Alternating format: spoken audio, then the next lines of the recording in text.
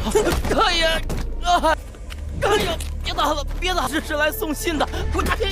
So guys sword model के पिछले part में हमने देखा कि जब लिन बाइचेन रिजल्ट बोर्ड के सामने खड़ा हुआ था तो उसके पास में वहां पर ताओ वेनचेंग आ जाता है, जो कि यहाँ पर उसका मजाक उड़ा रहा था कि उसको एक भी स्टार बैच नहीं मिला। लेकिन बाइचेन को तो उसकी बातों पर हंसी आ रही थी क्योंकि उसी के पास में तो सबसे ज्यादा स्टार बैच थे। वो कहता है कि अगर तुम भिखारियों की तरह मेरे सामने एक आधा स्टार बैच को मांगोगे तो शायद मैं तुम्हें एक दे दूं। उसके जाते ही वहाँ पर ली ताओ आ जाता है। वो कहता है कि अब भी तुम्हारे पास मौका है, तुम हमारी टीम को ज्वाइन कर सकते हो ताकि कम से कम तुम्हें एक स्टार बैच तो मिल ही जाए। लेकिन बाइचेन की जिद की वजह से वो उसे राजी नहीं करा पाता। तभी बाइचेन के पीछे से प्रोफेसर आ जाते हैं। साथ ही अब वहाँ पर वू फैंग और जिनियो भी आ चुके थे, जो कि प्रोफेसर से कहते हैं कि आप तो हमेशा लिन बाइचेन की ही साइड लेते हैं और यहाँ तक कि वो आपकी कभी भी बात भी नहीं मानता। तो बाइचेन कहता है कि तुम लोग हर बार मुझे परेशान करने का बहाना ढूंढ ही लेते हो। जिसके बाद फिर वो दोनों ही यहाँ से चले जाते हैं और लिन बाइचेन भी अपनी टेंट की तरफ चला जाता है। बाइचेन कहता है कि ये दोनों ही खुद को काफी कूल समझते हैं, लेकिन वो ऐसे बिल्कुल भी नहीं है, बल्कि वो तो लिन बाइचेन के लिए और भी ज्यादा फनी बन जाते हैं। और फिर जब लिन बाइचेन अपने टेंट में पहुंच जाता है तो उसे फलों की टोकरी के नीचे एक लेटर रखा हुआ दिखाई देता है। तो लिन बाइचेन फल के साथ साथ उस लेटर को उठाकर पढ़ने लगता है, जिसमें लिखा हुआ था कि मैंने तुम्हारे लिए कुछ वाइल्ड फ्रूट्स को भेजा है जो कि तुम्हें काफी ज्यादा पसंद आएंगे। लिन बाइचेन उन्हीं थॉट्स को अपने बेड पर बैठकर पढ़ने लगता है।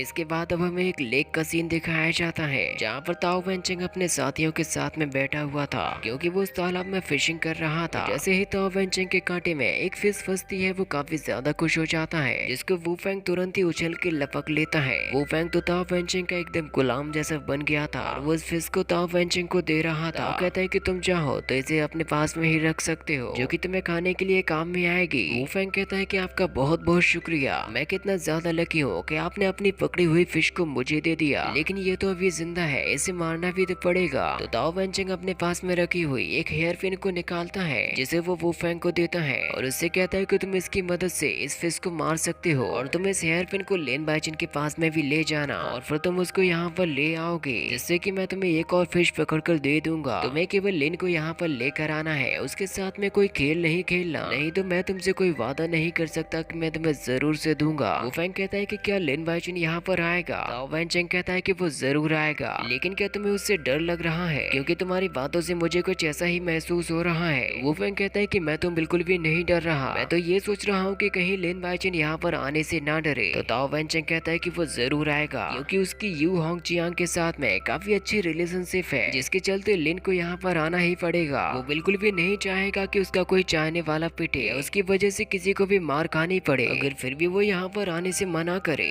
तो मैंने जो तुम्हें दिया है तुम्हें फिर उसका इस्तेमाल करना होगा, क्योंकि वही एक कुंजी है जो कि लिन को यहाँ पर ला सकती है। क्योंकि कोई भी आदमी उस वुमेन के बना खड़ा नहीं हो सकता जिसकी उसके साथ में काफी अच्छी रिलेशनशिप हो। अब क्या आप गेस कर सकते हैं कि ताओ वेनचेंग ने यहाँ पर किसको पकड़ के रखा होगा? वू फैंग कहता है कि ठीक है, अब मैं यहाँ से जा रहा हूँ और आपको मेरी ये गुड न्यूज काओ शाओ तक पहुँचानी होगी। और फिर अब वू फैंग जा रहा था लिन बाइचेन की तरफ, जो कि उसे रास्ते में ही मिल जाता है। बाइचेन वू फैंग से कहता है कि तुम मेरे रास्ते में क्या कर रहे हो? मैं अपना बिल्कुल भी टाइम वेस्ट नहीं करना चाहता, इसीलिए मेरे रास्ते से हट जाओ, नहीं तो फिर मुझसे मत कहना तुम्हारे साथ कुछ बुरा हुआ या तुम्हारे हाथ पैर टूट गए। तो वू फैंग लिन बाइचेन से कहता है कि तुम खुद को काफी ज्यादा होशियार समझते हो और अभी तुम मेरी बातों को भी बिल्कुल सीरियस नहीं ले रहे हो, तो इस चीज को जरा ध्यान से देखो जो कि मेरे हाथ में पड़ी हुई है। कि वू फैंग लिन बाइचेन को वो हेयर पिन दिखा रहा था। लिन बाइचेन को याद आता है कि ये हेयर पिन तो रेड के बालों में लगी रहती है। वू फैंग कहता है कि मेरे हिसाब से तुम्हें तो ये पता ही होगा कि ये वाली हेयर पिन किसके साथ बिलोंग करती है। अगर तुम चाहते हो कि उसके साथ में कुछ भी बुरा ना हो तो तुम्हें चुपचाप मेरे साथ में चलना होगा, नहीं तो फिर उसके साथ में कुछ भी हो सकता है। बाइचेन कहता है कि मुझे नहीं लगा था कि तुम इतने घटियागिरी का भी काम करोगे और शायद तुम भूल गए हो कि पिछली बार तुम्हारी किस तरीके से पिटाई की गई थी, और मुझे लगता है कि उस बात को याद दिलाने का फिर से वक्त आ चुका है, क्योंकि अब लिन बाइचेन दोबारा से वू फैंग को पीटना शुरू कर देता है। बाइचेन के मन में काफी ज्यादा गुस्सा भर चुका था कि वू फैंग ने आकर ऐसा क्यों किया।